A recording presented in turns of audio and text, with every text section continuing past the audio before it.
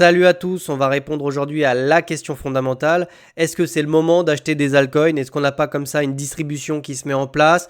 Est-ce qu'on n'a pas l'arrivée des particuliers sur les altcoins qui vont nous permettre d'avoir un super cycle sur les alts? Est-ce qu'il faut vendre son BTC pour se positionner sur des altcoins? On va vraiment rentrer dans le détail de tout ça. Je vois pas mal de choses sur des charts. On a des ventes qui sont massives ici sur BTC. On voit très clairement des alts qui commencent comme ça à consolider sur des niveaux qui sont extrêmement importants. Et à côté de ça, sur les produits dérivés, tu verras qu'on a des fous de la gâchette qui se mettent à longue. Donc c'est un petit peu le cocktail explosif ici. Et on va parler de ça dans cette vidéo. Mais juste avant, je te présente très rapidement BitLearn ici. Donc c'est un site que j'ai créé. C'est une école dans laquelle tu vas pouvoir te former. Il y a une promotion de 40% cette semaine sur le Black Friday. C'est juste cette semaine. Donc profites-en si ça t'intéresse. Tu trouveras en fait dans ton espace de formation tout ce qu'il faut pour bien aborder et l'analyse technique et anticiper par exemple la fin d'un cycle, comprendre l'alt season, comprendre comment fonctionne la cyclicité pour justement bien rotationner tes capitaux au sein des crypto-monnaies pour optimiser tes profits. Donc tu as vraiment une énorme, tu as des stratégies de trading ici. Tu as vraiment tout un tas de choses sur BitLearn. Donc si ça t'intéresse de te former à mes côtés, n'hésite pas, tu pourras pratiquer également avec les insights. Tu vois que tous les élèves ici postent régulièrement leur travail. Et si tu as un compte sur le site, tu peux directement en fait te connecter sur le Discord via ton espace personnel. On retourne tout de suite sur Bitcoin. Donc, qu'est-ce qui se passe ici sur Bitcoin? Eh bien, on a des patterns qui sont plutôt des patterns qui invitent à la correction ici. Cette pattern-là ressemble beaucoup à ce qu'on avait ici avec hop, le petit plateau. On essaie de venir tirer sur des extensions. Là, c'était pareil. Le plateau, on vient tirer sur des extensions. Alors, qu'est-ce que ça veut dire? Ça veut dire qu'ici, on est clairement en train d'essayer de venir chercher comme ça toutes les poches de liquidité au nord. On essaie de tirer un maximum sur la corde. Je vais te montrer ça tout de suite ici. Tu vois que systématiquement, quand on a eu des poches, on est venu les chercher.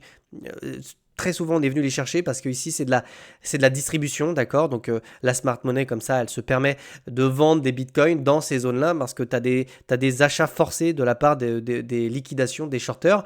Donc, ici, ce qu'on peut voir, c'est qu'on a également de nouvelles poches qui sont en train de se former autour des 100 000 $. On viendra les chercher. Mais pour le moment, sur les produits dérivés, j'ai plutôt l'impression qu'ici, on essaie de longue le couteau. Donc, tant que c'est le cas, je pense qu'on a des chances de venir peut-être creuser un petit peu plus bas. C'est pas quelque chose, tu vois, qu'on peut totalement rejeter, d'autant plus que, encore une fois, en général, les indicateurs, enfin, le prix se met en accord avec les indicateurs. On a ici des ventes qui sont plutôt massives sur cette extension de prix. On le voit ici.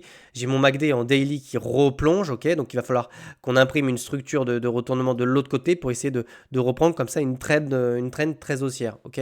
On a également cette petite divergence qui est baissière. Donc là, on commence à avoir un petit peu l'accumulation et à l'approche des 100. Euh, il est possible qu'on consolide sous les 100 $ avant de les casser, si tu veux mon avis, pour essayer d'accumuler encore plus de stop au-dessus. Donc ça, c'est quelque chose qui peut se faire dans les prochains jours. Mais pour le moment, j'ai plutôt tendance à voir ce type de choses se mettre en place, c'est-à-dire éventuellement une correction pour essayer de venir chercher peut-être des stops un peu plus bas, histoire d'accumuler des nouveaux stops au-dessus des 100 000. On viendra les chercher, mais pour le moment, on est rejeté sur les 100 000 et la pattern, elle ressemble quand même comme deux gouttes d'eau à cette pattern-là. Donc les patterns, elles peuvent parler, surtout quand tu vois qu'on avait exactement la même chose. Tu vois la petite div, tu vois comme ça, hop, la petite divergence, la même divergence, et puis derrière, tu vois qu'on a eu de la conso. Je t'annonce pas un run de 6 mois, là, je préfère te le dire, mais un push peut-être sur les 38,2 pour venir nettoyer un petit peu ce qui se passe dessous. Ce serait peut-être aussi l'occasion pour certains d'en profiter pour acheter. Il y a beaucoup de choses qui m'invitent à penser qu'on peut revenir chercher les 86 000, les 38,2 de ce niveau-là, sans pour autant que ce soit dramatique. Encore une fois, tu le verras après, parce que je t'ai préparé des choses. J'ai l'impression on a une distribution sur BTC, c'est évident, mais on a l'arrivée des particuliers dans les altcoins qui font que même si on a des TP massifs sur Bitcoin, eh bien on a des coins en fait qui elles tiennent énormément le coup. Par exemple ici, tu vois qu'on est clairement en train de vendre ici. Et bien sur la dominance, ça c'est BTC dominance, donc c'est le rapport de force entre les altcoins et BTC. Et bien à chaque fois que BTC tousse un petit peu, on a vraiment la dominance qui chute. Et là on vient de casser un niveau important. On vient de faire un pullback, donc l'idée c'est de venir casser ce niveau-là, des 58% de dominance. Et là on pourrait officiellement commencer à se dire que franchement, on a des altcoins qui sont très clairement sur les starting blocks et on pourrait avoir un Ether comme ça qui performe parce qu'on a vraiment des très belles structures. J'en referai une vidéo sur Ether. Va la voir si tu l'as pas encore vu sur Ether. Il y a des choses qui sont en train de se mettre en place, d'accord? Donc là, c'est très clair, hein. On a une dominance qui baisse. On a un BTC comme ça qui commence à perdre de la valeur. Et à côté de ça, bah, sur les alts, en fait, ça ravale très vite, hein. Si tu regardes sur les alts, contrairement à BTC qui a cassé ici ce niveau-là, on est venu mêcher dessous, ça n'a pas été le cas sur le Total 3. Donc ici, on voit qu'on a quelque chose de très haussier sur les altcoins. On a une dominance comme ça qui descend. Alors attention, c'est probablement en partie une rotation de BTC vers Ether ou vers des altcoins, en partie. Mais c'est aussi le fait que si tu as une distribution et donc des capitaux qui quittent le BTC, et des capitaux qui rentrent dans les altcoins, ça peut aussi expliquer ça. C'est pas forcément une rotation de BT sur les altcoins systématiquement. C'est un peu tout ça, mais moi je pense que c'est plutôt l'arrivée des particuliers sur le marché et la sortie des institutionnels sur Bitcoin. Encore une fois, je préfère tempérer. La sortie de la smart money se fait petit à petit. Je suis pas en train de te dire qu'il y a un top de marché. D'accord? Donc vraiment très important ici de comprendre que ça nous montre clairement qu'il se passe quelque chose du côté des altcoins. Ça fait très longtemps qu'on n'avait pas vu casser ça, revenir chercher ce niveau-là. Ça nous montre que BTC ici est fragile face aux altcoins et c'est plutôt une bonne chose parce qu'on peut amorcer comme ça la dernière phase du cycle. C'est plutôt une période où les altcoins comme ça peuvent performer plus que Bitcoin. Okay, sur les produits dérivés, dernière petite chose qui me mettent un petit peu la puce à l'oreille, il faut faire attention ici, c'est que j'ai l'impression qu'ici on a des fous on a des fous de la gâchette qui veulent buy the dip ici sur BTC. Persuadés qu'on va venir casser les 100 000 dans les prochains jours, prochaines heures.